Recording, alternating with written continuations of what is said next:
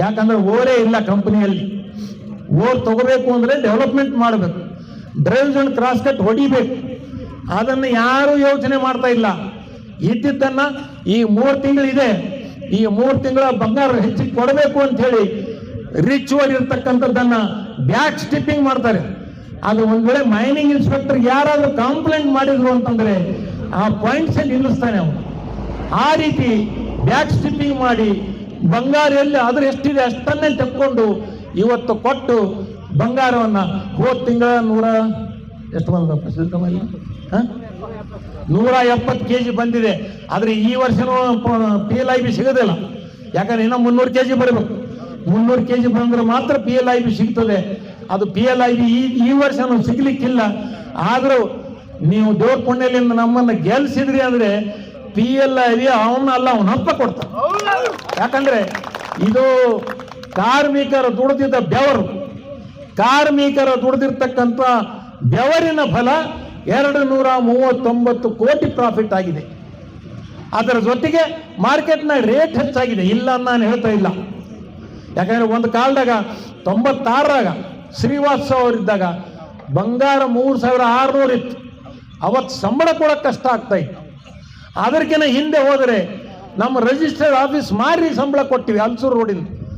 ಇಂಥ ಪರಿಸ್ಥಿತಿಯಲ್ಲಿ ನಮ್ಮ ಕಾರ್ಮಿಕರು ಜೀವನ ಸಾಗಿಸ್ತಾ ಬಂದಿದ್ದಾರೆ. ಆದರೆ ಇವತ್ತು ಬಂಗಾರ ರೇಟ್ ನೀವು 50 kg ಪ್ರೊಡಕ್ಷನ್ ಕೊಟ್ಟಿದ್ರು ಸಾಕು, 50 kg ಕೊಟ್ಟರು 100 ಕೋಟಿ ಪ್ರಾಫಿಟ್ ಆಗ್ತದೆ. ಆದರೆ ನಮ್ಮ ಅಧ್ಯಕ್ಷರು ಮೊನ್ನೆ ಸ್ಪೀಚ್ನಲ್ಲಿ ಹೇಳಿದ್ರಪ್ಪ, ಆ ಸರ್ಕ್ಯುಲರ್ ಶಾಪ್ ಚಾಲು ಆಗ್ತದ, ಆ ಸರ್ಕ್ಯುಲರ್ ಶಾಪ್ ಚಾಲು ಆದರೆ ಪ್ರೊಡಕ್ಷನ್ ಹೆಚ್ಚಿಗೆ ಬರ್ತದ, ಬಂಗಾರ ಹೆಚ್ಚಿಗೆ ಆಗ್ತದ, ನಮಗೆ PLIB ಸಿಗ್ತದ ಅಂತ ನಾವು ಯೋಚನೆ ಮಾಡಿದ್ದೀವಿ ಅಂತೇಳಿ. ಆ ಸರ್ಕ್ಯುಲರ್ ಶಾಫ್ಟ್ ಹೆಂಗ್ ಬಂತು, ಅದರಿಂದ ಏನು ಲಾಭ ಅಂತಕ್ಕಂಥದ್ದೇ ಗೊತ್ತಿಲ್ಲ ಅವ್ರಿಗೆ ಅದನ್ನೇ ಗೊತ್ತಿಲ್ಲ. ಅಂದಾಗ ಈ ಸರ್ಕ್ಯುಲರ್ ಶಾಫ್ಟ್ ಆಗಲಿ ಅಥವಾ ಇನ್ನೊಂದು ಶಾಫ್ಟ್ ಆಗಲಿ ಅಂದರೆ ಮ್ಯಾನೇಜ್ಮೆಂಟ್ನವ್ರು ಹೇಳಿರ್ತಾರೆ, ಯಾಕಂದ್ರೆ ಈ ಸರ್ಕ್ಯುಲರ್ ಶಾಫ್ಟ್ ಬಂದ್ಮೇಲೆ ನಿಮಗೆ ಬಂಗಾರ ಹೆಚ್ಚಿಗೆ ಬರ್ತದ, ನಿಮಗೆ PLIB ಕೊಡ್ತೀವಿ ಅಂತ ಹೇಳಿರ್ತಾರ.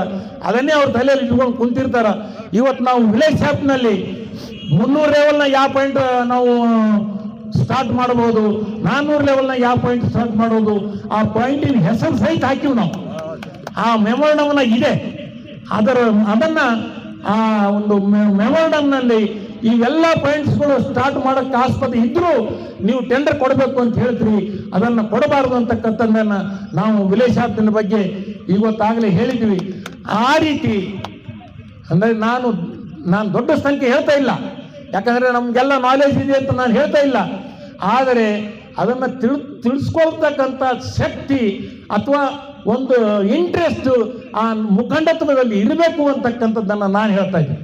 ಯಾಕಂದರೆ ಈಗಿನ ಮುಖಂಡರು ಯಾರೂ ಹಿಡಿತಲ್ಲಿ ಕಿಸಂಗಿಲ್ಲ, ಯಾರೂ ಹಿಡಿತಲ್ಲಿ ಹೋಗಿ ಮಾತಾಡೋಕ್ಕಾಗೋದಿಲ್ಲ ಇವ್ರು ಏನು ಮಾತಾಡಿದ್ರು ಯಮನವರಪ್ಪನ ತಲೆ ಹೋಗ್ಬೇಕು, ಅಲ್ಲೇ ಒದರ್ಬೇಕು, ಅಲ್ಲೇ ಒದರಿ ಲಾಸ್ಟಿಗೆ ಮತ್ತೆ ಸಾರ್ ಮಾಡ್ಕೊಡಿ ಸರ್ ಅಂತ ಅನ್ಬೇಕು. ಆಯ್ತು ಅವ್ನು ನೋಡ್ತೇನೆ ಹೋಗ್ರಿ ಅನ್ನೋ ಬಂದು ಎದ್ದು ಮಾಡಿ. ಇಷ್ಟೇ ಈಗ ನಡೀತಕ್ಕಂಥದ್ದು, ಇಷ್ಟೇ ನಡೀತಾ ಇದೆ. ಆದರೂ ಇಷ್ಟೆಲ್ಲ ನಾವು ಒಂದು ದಿವಸ ಧರಣಿ ಹಾಕ್ಕೊಂಡಿವಿ, ಮತ್ತೆ ದಿವಸ ಇಲ್ಲಿ ಬಂದು ಕುಂತ್ಕೊಂಡು ಒದರ್ತಾ ಇರ್ತೀವಿ. ಅದೇ ನಮ್ಮ ಆಫೀಸಲ್ಲಿ ಸ್ಕೂಟರ್ಗಳು ನಿಂತವಲ್ಲ, ಅಲ್ಲಿ ನಾವು ಕೂಡ್ತಾ ಇರ್ತೀವಿ. ಆದ್ರೂ ಈ ಮೊನ್ನೆ ಅಪಾಯಿಂಟ್ಮೆಂಟ್ ಆಗಿದ್ದಾರೆ ಒಂದು 5 ಹುಡುಗರು, ಒಂದು 2 ಹೆಣ್ಮಕ್ಳು, ಒಂದು 5 ಹುಡುಗರು ಮೊನ್ನೆ ಅಪಾಯಿಂಟ್ಮೆಂಟ್ ಆಗಿದ್ದಾರೆ. ಆ ಅಪಾಯಿಂಟ್ಮೆಂಟ್ ಆದವ್ರು ಒಬ್ಬರಿಗೆ ಲೀಡರ್ ಫೋನ್ ಮಾಡಿದ್ರಂತ, 1 ಲಕ್ಷ ಕೊಡು ಮ್ಯಾಲೆ ಹಾಕಿಸ್ತೀನಿ ನಿನಗೆ. ಯಾವ ಲೀಡರ್ ಅಂತ ಹೇಳೋದು ಬೇಡ. ಇಷ್ಟೆಲ್ಲ ನಡೆದು ನಾವು ಧರಣಿ ಹಾಕ್ಕೊಂಡಿವಿ, ಒದರ್ತಾ ಇದ್ದೀವಿ. ಆದರೂ 1,000 ರೂಪಾಯಿ ಕೊಡು, ಇದು 1 ಲಕ್ಷ ಕೊಡು, ಮತ್ತು 1 ಲಕ್ಷ ಕೊಡು ನಿನಗೆ ಮ್ಯಾಲೆ ಹಾಕಿಸ್ತೀವಿ ಅಂತ ಹೇಳ್ತಾರ. ಇಂಥ ಒಂದು ವ್ಯವಸ್ಥೆಯಲ್ಲಿ, ಯಾಕಂದ್ರೆ ಎಲ್ಲಿ ಸಿಗ್ತದ ಅಲ್ಲಿಗೆ ಎಬರ್ಕೋಬೇಕು, ಎಲ್ಲಿ ಸಿಗ್ತದ ಅಲ್ಲಿ ತಿನ್ನಬೇಕು ಅಂತಕ್ಕಂಥದ್ದು ವ್ಯವಸ್ಥೆ ಇದ್ದಾಗ ಯಾವ ಮುಖಂಡತ್ವ ಉದ್ಧಾರ ಆಗ್ತದೆ, ಯಾವ ಮುಖಂಡತ್ವದಿಂದ ನಿಮಗೆ ಒಳ್ಳೆಯದಾಗ್ತದೆ, ಇದನ್ನು ತಾವು ದಯಮಾಡಿ ಅರ್ಥ ಮಾಡ್ಕೊಳ್ಬೇಕು. ಇವತ್ತು ಇಷ್ಟೆಲ್ಲ ನಾವು ಮಾತಾಡಿದ್ದೀವಿ. ಇವತ್ತು ಐತಿಹಾಸಿಕ ಒಪ್ಪಂದ, ಇತಿಹಾಸ ಒಪ್ಪಂದ ಎಲ್ಲವೂ ಹೇಳಿದ್ವಿ. ಈ ಕೆಲವರಿಗೆ ಎಷ್ಟೋ ಜನರಿಗೆ 2,000 ಜನರಿಗೆ ಫಿಟ್ಮೆಂಟೇ ಸಿಕ್ಕಿಲ್ಲ. ಆ 2,000 ಜನ ಹಿಂದಿರ್ತಕ್ಕಂಥವ್ರು 500-600 ಜನರು ಈಕ್ವಲ್ ಬಂದ್ಬಿಟ್ರೆ ಅವರು ಯಾಕೆ ಸಿಕ್ಕಿಲ್ಲ ಅಂತಂದರೆ ಇವ್ರಿಗೆ ಬೇಸಿಕ್ ಫಿಕ್ಸ್ ಮಾಡಕ್ಕೆ ಬಂದಿಲ್ಲ. ಇವತ್ತು 16,000 ಪ್ಲಸ್ ಆಗಿನ IDA ಪ್ಲಸ್ 19.85 ರಿವಿಷನ್ನು ಇದು ತಗೊಂಡ್ರೆ 23,661 ಆಗ್ತದೆ. ಆದರೆ ಇವರು ಫಿಕ್ಸಲ್ಲಿ ಮಾಡಿದ್ದಾರೆ 23,500 ಮಾಡಿದ್ದಾರೆ. 161 ರೂಪಾಯಿ ಇಲ್ಲೇ ಮೈನಸ್ ಆಯ್ತು ನಿಮಗೆ. ಈ ಮೈನಸನ್ನು ಮಾಸ್ಟರ್ ಸ್ಕೇಲ್ನಲ್ಲಿ, ಮಾಸ್ಟರ್ ಸ್ಕೇಲ್ ಎಷ್ಟಕ್ಕದೆ 23,500ಲಿಂದ 91,770 ಏನೋ ಇದೆ. ಆ ಮಾಸ್ಟರ್ ಸ್ಕೇಲ್ನಲ್ಲಿ ಈ 161 ಮೈನಸ್ ಆಗ್ತಾ ಆಗ್ತಾ ಆಗ್ತಾ 2,000 ಜನರಿಗೆ ಅವ್ರಿಗೆ ಒಂದು ಇನ್ಕ್ರಿಮೆಂಟ್ ಬಂದರೂ ಬರಲಾರ್ದಂಗೆ ಆಗಿದೆ ಇವತ್ತು. ಇಂಥ ಇದು ಯಾಕಾಯಿತು ಅಂತಂದರೆ ಮಾನ್ಯ ಕಾಮ್ರೇಡ್ ಅಮೀರ್ ಅಲಿ ಅವರು ಒಂದು ಫಿಟ್ಮೆಂಟ್ ಚಾರ್ಟ್ ಮಾಡಿಕೊಟ್ಟಿದ್ರು ಇವರಿಗೆ, ಯಾರಿಗೆ? ವಿಜಯ್ ಭಾಸ್ಕರ್ ಅವರಿಗೆ. ಯಾಕಂದ್ರೆ ಅವಾಗ ಸ್ವಲ್ಪ ಅವರೇನೋ AITC ಹೋಗ್ತಾರ ಅಂತಿತ್ತು. ಅದು ಈಗ ಹೋಗ್ತಾರೆ ಇಲ್ಲ ಗೊತ್ತಿಲ್ಲ, ಈಗಲೂ ನಡೆದಿದೆ. ಅಮೀರ್ ಅಲಿ ಅವರು AITC ಹೋಗ್ತಾರ ಅಂತ. ಆದ್ರೆ ಅದು ಅಲ್ಲಿ ರಾಜ್ಯಾಧ್ಯಕ್ಷರಾಗ್ಯಾರ TVCದಾಗ, ಮತ್ತು ಅದು ಏನು ಮಾಡ್ತಾರೋ ಗೊತ್ತಿಲ್ಲಪ್ಪ. AITC ಅಮೀರ್ ಅಲಿ ಅವರು AITC ಹೋಗ್ತಾರೆ, ಶಫಿ ಅವ್ರಿಗೆ ಮನೆಗೆ ಕೂಡಿಸ್ತಾರೆ ಅಂತ. ಅದೇನು ನನಗಂತೂ ಗೊತ್ತಿಲ್ಲ. ಅವರು ಶಫಿ ಅವರು, ಇವರು ಅಮೀರ್ ಅಲಿ ಅವರು ಇವನಿಗೆ ಹಿಡ್ಕೊಂಡಿದ್ದಾರೆ. ಯಾರಿಗೆ? ವಿಜಯ್ ಭಾಸ್ಕರ್. ಅದು ಶಫಿ ಅವರು ಆನಂದ್ ಸುಬ್ಬರಾವ್ ಹಿಡ್ಕೊಂಡಿದ್ದಾರೆ. ಇವರಿಬ್ಬರ ಮಧ್ಯೆ ಈ ಮುಂದಿನ ಚುನಾವಣೆಯಲ್ಲಿ ಯಾರು ಗೆಲ್ತಾರೋ ಗೊತ್ತಿಲ್ಲ.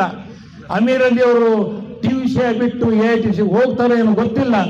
ಅದು ಮುಂದಿನ ದಿನಗಳಲ್ಲಿ ನೀವು ಕಾಣ್ತೀವಿ ಅದು ಏನಾಗ್ತದೆ ಅಂತಕ್ಕಂಥದ್ದನ್ನು. ಅದಕ್ಕಾಗಿ ಈ ಒಂದು ಸಂಘಟನೆ ಆಡಳಿತ ವರ್ಗದ ವಿರುದ್ಧ ಹೋಗಬೇಕಾದರೆ, ಕಾಂಟ್ರಾಕ್ಟ್ ಪದ್ಧತಿ ನಿಲ್ಲಬೇಕಾದರೆ, ಇವತ್ತು ಡೈಮಂಡ್ ಡ್ರಿಲ್ಲಿಂಗ್ನು ಇವನಿಗೆ ಜಾರ್ಜ್ TVCದವರಿಗೆ, TCL ಟೆಕ್ನೋ ಮೈನ್ಸ್ ಕನ್ಸ್ಟ್ರಕ್ಷನ್ ಅವ್ರಿಗೆ ಕೊಟ್ಟಿದ್ದಾರೆ ಡೈಮಂಡ್ ಡ್ರಿಲ್ಲಿಂಗ್ 6,000 ಮೀಟರು. ಅಲ್ಲಿನೂ ಈ ಮೊನ್ನೆ ನಮ್ಮ ವಿಲೇಜ್ ಶಾಪ್ಲಿಂದ ಪೈಪ್ ತೊಗೊಂಡು ಹೋದ್ರು. ನಮ್ಮದೇ ಪೈಪ್, ಅದು ಹೌಸ್ ಪೈಪ್ ನಮ್ಮದೇ ಪೈಪ್. ಅವರು ಡೈಮಂಡ್ ಡ್ರಿಲ್ಲಿಂಗ್ ಬೇಕಂತೇಳಿ ತೊಗೊಂಡು ಹೋದರು. ಈ ರೀತಿ ಕಾಂಟ್ರಾಕ್ಟರ್ ಟೆಕ್ನೋ ಮೈನ್ಸ್ನು ಯಾಕೆ ತಗೋತಾನ ಅಂತಂದರೆ ಅವನು ಯಾವುದಿಲ್ಲ, ಅವ್ನು ಲೇಬರ್ ಅಷ್ಟೇ ಇರ್ತಾರೆ, ಉಳಿದಿದ್ದೆಲ್ಲ ಸಾಮಾನು ನಮ್ಮನೆ. ಈಗ ಒಂದು ಡೈಮಂಡ್ ಡ್ರಿಲ್ಲಿಂಗ್ ಮಷಿನ್ ಫೇಲ್ ಆಗಿದ್ರೆ ನಮ್ಮ ಡೈಮಂಡ್ ಡ್ರಿಲ್ಲಿಂಗ್ ಗೇರ್ ಬಾಕ್ಸು ಇದೆಲ್ಲ ಉಚ್ಕೊಂಡೋದು ಅಲ್ಲಿ ಹಾಕಿ ಅವನು ಡೈಮಂಡ್ ಡ್ರಿಲ್ಲಿಂಗ್ ಮಷೀನಿಗೆ ಹಾಕ್ತಾನೆ. ಇದನ್ನೆಲ್ಲವೂ ನಡೀತಾ ಇದೆ. ಇಂಥವೆಲ್ಲವೂ ಸ್ಟಾಪ್ ಆಗಬೇಕು. ಕಾರ್ಮಿಕ ಮಕ್ಕಳಿಗೆ ನೌಕರಿ ಸಿಗಬೇಕು. ಕಾರ್ಮಿಕರು ಮುಂಜಾನೆ ಎದ್ದು ಕೂಡಲೇ ಡ್ಯೂಟಿಗೆ ಬಂದು ಆರಾಮಾಗಿ ಡ್ಯೂಟಿ ಮಾಡಿ ಮನೆಗೆ ಹೋಗ್ತಕ್ಕಂಥ ವ್ಯವಸ್ಥೆ ನಿರ್ಮಾಣ ಆಗಬೇಕು. ಈ ಎಲ್ಲವೂ ಹೋಗಬೇಕು, ನಿರ್ಮಾಣ ಆಗಬೇಕು ಅಂತಂದರೆ ಒಂದೇ ಒಂದು ದಾರಿ, ಅದು ತಾವೆಲ್ಲರೂ ಈ ಚುನಾವಣೆಯಲ್ಲಿ ಆಕಳ ಪಕ್ಷಕ್ಕೆ ಮತ ಕೊಡಬೇಕು ಅಂತಕ್ಕಂಥದ್ದನ್ನು ತಾವು ನಿರ್ಧಾರ ಮಾಡ್ರಿ. ಈ ಚುನಾವಣೆಯಲ್ಲಿ ನಮ್ಮ ಪಕ್ಷಕ್ಕೆ ಮತ ಕೊಡಿ, ಗೆಲ್ಲಿಸಿ ಗೆದ್ದ ಮೇಲೆ ನೀವು ದಯಮಾಡಿ ನಮಗೆ ಕೇಳ್ರಿ, ನಾವು ಅದನ್ನು ಈಡೇರಿಸ್ತೀವಿ. ಅದು ಕೆಲವೇ ದಿವಸಗಳಲ್ಲಿ ನಿಮ್ಮ ಮೆಡಿಕಲ್ ಅನ್ಫಿಟ್ ಇರ್ಬೋದು ಅಥವಾ VRS ಇರ್ಬೋದು, ಅದು ಏನು ತರಬೇಕು, ಹೆಂಗೆ ತರಬೇಕು ಅನ್ನೋದು ನಮ್ಗೆ ಗೊತ್ತಿದೆ. ಅದನ್ನು ನಾವು ಮಾಡಿ ತೋರಿಸ್ತೀವಿ ಅಂತಕ್ಕಂಥದ್ದನ್ನು ಹೇಳಿ ಈ ಚುನಾವಣೆಯಲ್ಲಿ ಆಕಳ ಪಕ್ಷ ಗೆಲ್ತದೆ ಅಂತಕ್ಕಂಥದ್ದನ್ನ ಒಂದು ಆಶಾಭಾವನೆ ಇಟ್ಟುಕೊಂಡು RTV ಕನ್ನಡ ಚಿನ್ನದ ನಾಡಿನ ಕನ್ನಡಿಗರ ಧ್ವನಿ ನಮ್ಮ ಚಾನೆಲ್ ವೀಕ್ಷಿಸಿದ ನಂತರ ಲೈಕ್ ಮಾಡಿ, ಶೇರ್ ಮಾಡಿ, ಸಬ್ಸ್ಕ್ರೈಬ್ ಮಾಡಿಕೊಳ್ಳಿ. ರಾಯಚೂರು ಜಿಲ್ಲೆಯ ಪ್ರತಿನಿಧಿ ಶ್ರೀನಿವಾಸ್ ಮಧುಶ್ರೀ, ಹಟ್ಟಿ ಚಿನ್ನದ ಗಣಿ. ಧನ್ಯವಾದಗಳು.